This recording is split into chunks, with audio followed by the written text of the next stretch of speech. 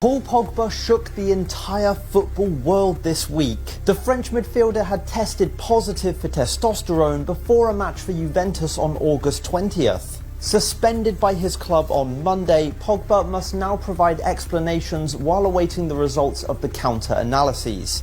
Today on Extra Time, we're going to delve into this Paul Pogba case, why and how the 30-year-old Frenchman tested positive, and you'll see it's a sad story, truly sad. One thing is certain, Pogba has received support from teammates.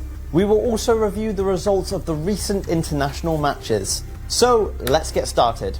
Sunday's breaking news about Paul Pogba had a bombshell effect in Italy. Italian media couldn't stop talking about it. The Italian press agency ANSA reported that Paul Pogba had tested positive for testosterone during a match between Juventus and Udinese on August 20th, the first day of Serie A. A match in which Pogba didn't play a single minute. The 2018 World Cup winner has been provisionally suspended by the Italian anti-doping agency. The sanction faced by the 30-year-old player is as follows. Violation of Articles 2.1 and 2.2 for the presence of prohibited substances, specifically testosterone metabolites. Pogba could face a 4-year suspension if the results of the counter-analysis also turn out to be positive. The player's lawyer and agent Raffaella Pimenta reacted to the suspension. "We cannot have an opinion on the results until the counter-analyses are done. What's certain is that Paul Pogba never intended to break a rule." And it seems that Pogba didn't intend to break this rule.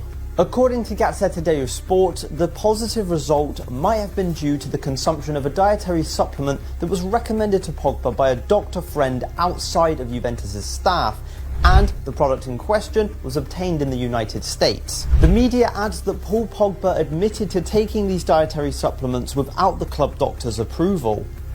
Pogba must now prove that the testosterone intake was not intentional, which could either cancel or reduce his sanction. Juventus, on the other hand, are reportedly considering parting ways with Paul Pogba, according to Gazzetta dello Sport. Whether intentional or not, the Frenchman may have needed to have run it by the club first before ingesting these dietary supplements. The Serie A club claimed to be uninvolved in Paul Pogba's situation, and in the event of a contract termination, Juventus will save a large portion of Paul Pogba's hefty salary, which is €8 million plus €2 million in bonuses. The French midfielder is currently in a tough spot after suffering a very difficult season last year that was marred by multiple injuries. Now he finds himself in a doping case this season already.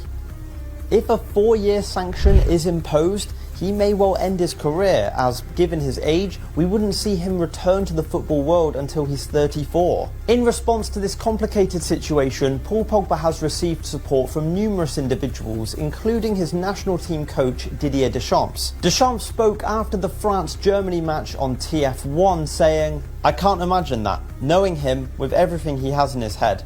But as for the why and how, I don't think even he knows, unfortunately. It's tough for him. I've always supported him." His teammate in the French national team, Kingsley Coman, also expressed his support, saying, "We all support Paul. He's a very close friend. He's part of the family. We don't really know more. We'll have to see. But we know Paul. We know that if something happened, it's probably unconsciously, without meaning to. We're with him wholeheartedly." Let's change the topic now and move on to the results of the most recent international matches. On Tuesday night, several matches were played, including big fixtures on different continents. Let's start with Europe and the highly anticipated match between France and Germany. Despite having recently parted ways with their head coach Hansi Flick, the Germans still managed to emerge victorious over the French. Germany defeated Didier Deschamps' team 2-1 with goals from Müller in the 4th minute and Sané in the 87th minute. Griezmann managed to reduce the deficit from the penalty spot in the 89th minute. This marked France's first defeat of 2023, and for this game, Didier Deschamps fielded a defensive duo of Todibo and Saliba. However, the two defenders simply didn't meet the expectations for this match. England faced Scotland last night as well in a game to celebrate the first ever international match in history. For this historic encounter, England were victorious, thanks in large part to an outstanding performance from Jude Bellingham. The same can't be said for Harry Maguire, who scored an own goal, inadvertently poking the ball into his own net in the 67th minute. But Harry Maguire's mistake didn't have too much of a significant impact on the game, as England dominated it really, with goals from Phil Foden in the 31st minute, Jude Bellingham in the 35th minute, and a late one from Harry Kane to seal victory for his team in the 81st minute. In South America, Brazil defeated Peru 1-0 thanks to a goal from Marquinhos from a Neymar corner in the 90th minute. Argentina easily won 3-0 against Bolivia, even with Lionel Messi rested. In Africa, Algeria beat Senegal 1-0 in a friendly match thanks to a goal from Fares Chaibi. Cameroon managed to defeat Burundi 3-0 and seal the last qualifying spot for the upcoming Africa Cup of Nations alongside Namibia. Morocco also played on Tuesday night, beating Burkina Faso 1-0 thanks to a goal from Azzedine Ounahi. Okay guys, you're up to speed with the news in the football world. I'll be back again tomorrow for more, but in the meantime, take care, and as always, football forever.